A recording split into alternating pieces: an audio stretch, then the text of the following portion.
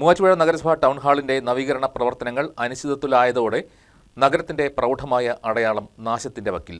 നിലവിൽ ജീർണാവസ്ഥയിലുള്ള town hall കെട്ടിടവും പരിസരവും മാലിന്യ നിക്ഷേപ കേന്ദ്രമായി മാറിയിരിക്കുകയാണ്.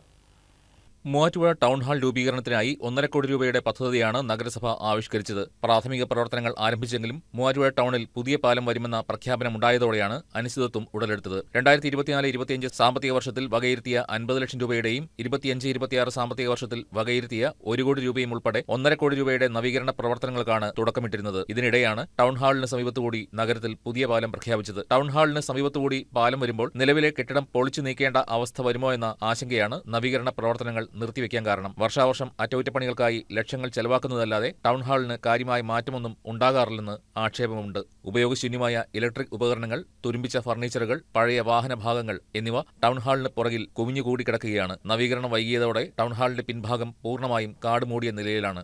ടൗൺ ഹാളിന്റെ പരിസരം വളരെയധികം മോശമായിട്ട് കിടക്കുന്ന രീതിയാണുള്ളത്. പഴകി കേടുവന്ന് തുരുമ്പിച്ച വണ്ടികളും അതുപോലെ തന്നെ കുറേ കസേരകളും മേശകളും ടൗണിൽ നിന്ന് ചെത്തുന്ന പുല്ലാണെന്ന് തോന്നുന്നു. അതൊക്കെ കൊണ്ട് കൂട്ടിയിടാനുള്ള ഒരു കേന്ദ്രമായിട്ട് ഈ ടൗൺ ഹാളിൻ്റെ പരിസരം മാറിക്കൊണ്ടിരിക്കുകയാണ്. ഈ മാലിന്യങ്ങൾ കൂട്ടാൻ വേണ്ടിയിട്ട് പ്രത്യേകമായിട്ടുള്ള സ്ഥലം സജ്ജീകരിക്കേണ്ടത് നഗരസഭയുടെ ഭരണാധികാരികളാണെന്നിരിക്കെ അതൊന്നും നോക്കാനുള്ള സമയം ഭരണാധികാരികൾക്ക് ഇന്ന് നിലച്ചു പോയിട്ടുണ്ടോ എന്നൊരു സംശയം എനിക്കുണ്ട്.